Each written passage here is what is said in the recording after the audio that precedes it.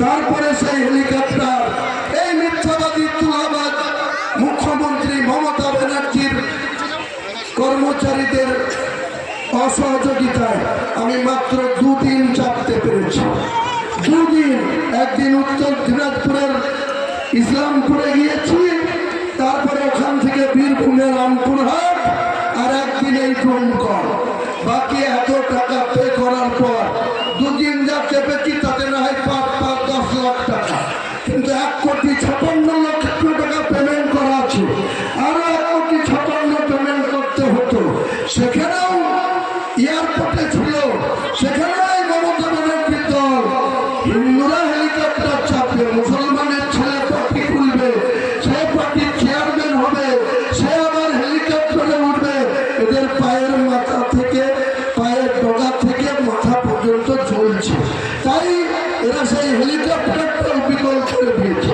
Helicopter কোম্পানির উচিত আমার সাথে এগ্রিমেন্ট করেছে, যদি কোনো কারণে যান্ত্রিক ত্রুটি হয় 48 ঘন্টার মধ্যে আমাকে বিকল্প হেলিকপ্টার দিতে হবে।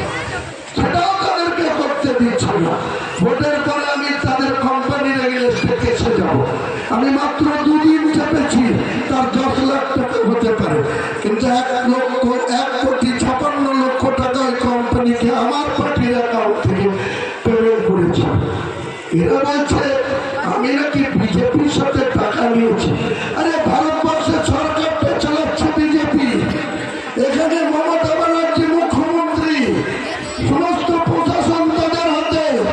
আমি অমিত শাহকেও চ্যালেঞ্জ করছি, মমতাকেও চ্যালেঞ্জ করছি, আমি যদি কোন রকম কোন অসহ্য কাজের সঙ্গে কারোর সঙ্গে 1000 কোটি তো দূরের কথা, 1 কোটি টাকা লেনদেন করলে, যে কোনো রানীনগরের এখানকার লোক, আপনারা বহরমপুর বেরান, কাছে 5 লাখ টাকা হাতে রাখুন গাড়িতে, দেখুন নাকা চেকিং করে আপনার টাকাটা সিজ করে দেবে। দেখুন গোটা পশ্চিম বাংলায় নাকা চেকিং চলছে, আমরা যেখানেই যাচ্ছি রোডে নাকা চেকিং এর মধ্যে চলছে। তাহলে আমার